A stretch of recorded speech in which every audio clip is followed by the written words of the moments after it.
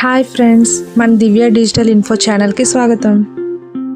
ఈరోజు మన వీడియోలో చాలామందికి ఉపయోగపడే ఒక ఇంపార్టెంట్ టాపిక్ గురించి మాట్లాడుకుందాం. రేషన్ కార్డు పోయినా లేదా పాడైపోయినా విరిగిపోయినా డూప్లికేట్ రేషన్ కార్డు ఎలా అప్లై చేయాలి, సచివాలయంలో అప్లై చేసే కంప్లీట్ ప్రాసెస్తో పాటు చాలామందికి తెలియని 2 ఇంపార్టెంట్ రూల్స్ కూడా చెప్తాను. ఈ రూల్స్ తెలియక చాలామంది సచివాలయం వెళ్ళిన అప్లికేషన్ సబ్మిట్ అవ్వట్లేదు. అందుకే ఈ వీడియోని చివరి వరకు చూడండి. ఇలాంటి యూస్ఫుల్ గవర్నమెంట్ అప్డేట్స్ కోసం ఇప్పుడే దివ్య డిజిటల్ ఇన్ఫో ఛానల్ సబ్స్క్రైబ్ చేసుకోండి.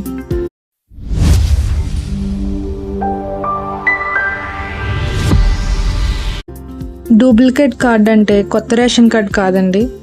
మీ దగ్గరున్న ఓల్డ్ రేషన్ కార్డుకి సేమ్ డీటెయిల్స్తో ప్రింట్ చేసే ఒక కాపీ.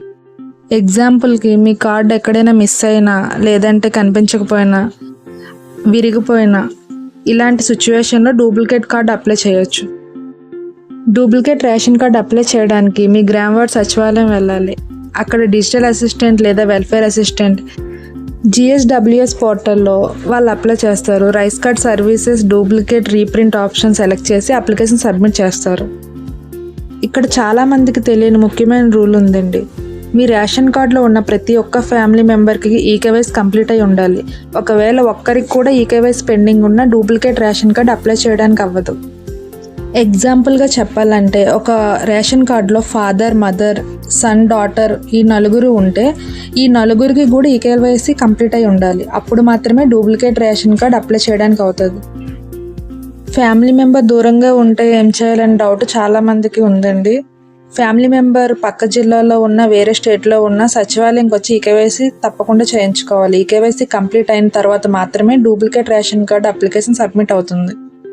ఇంకొక ఇంపార్టెంట్ రూల్ ఏంటంటే, మీ రేషన్ కార్డు ఏ సచివాలయంకి మ్యాపింగ్ అయి ఉంటుంది అక్కడ మాత్రమే డూప్లికేట్ కార్డు అప్లై చేయడానికి అవుతుంది. అప్లై చేయడానికి కావాల్సిన documents: family head Aadhaar card, ration card, application, ఆధార్కి లింక్ అయిన మొబైల్ నెంబర్. సచివాలయంలో అప్లై చేస్తే సాధారణంగా 100 నుండి 150 వరకు సర్వీస్ ఛార్జెస్ ఉంటుందండి.